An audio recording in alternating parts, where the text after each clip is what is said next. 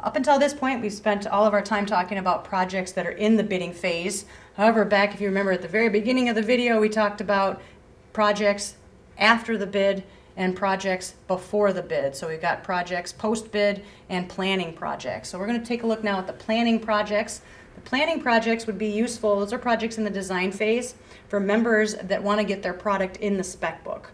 So they know when to contact the architect, or maybe it's just a company that is a bigger company and they want to make sure they've got slated information for a big project that's coming out to bid in a year. So what we're going to do to access that information is through the projects button right here, we're going to click on planning where it says show all. Now we've got a long list, very long list of projects. You can search, print, toggle that view again just like we can with any filter page. We've got this information here that we can track without email, print, or hide these projects.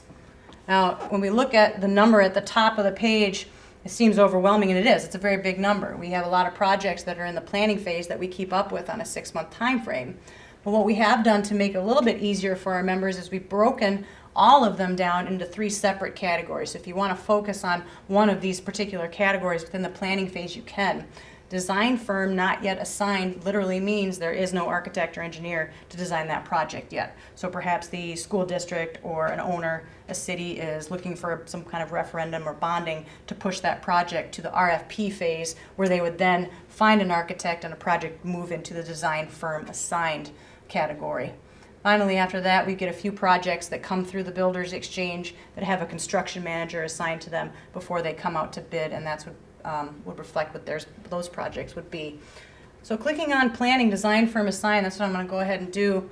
So now my number is a lot more manageable. From here I can either look through the list, or in this situation I'm going to go ahead and click this find button, and I'm tracking a specific project, so I'm going to show only my tracked projects, filter that, and now I've got a project that I want to pull your attention to, just because the notes is where we're going to go to look at information on this project in the planning phase. So again, unlike the projects in the bidding phase, we can't narrow down these projects based on the type of work, whether it be division or a SAM search. We can't do that because there are no specifications or plans yet. So what you're really looking at as far as the planning projects go is paying attention to the notes field. Of course, there's no bid date for this project yet because we don't know. It's in the planning phases, but here's the scope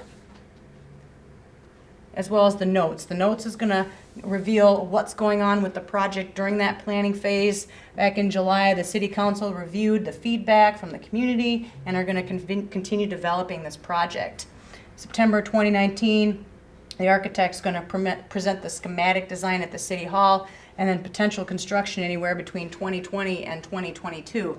So by contacting the architect engineer at an appropriate time, there may be a manufacturer's rep member that will get their product into the spec book as a result of making that contact. So when that project does come out to bid, they are in fact included in the spec book.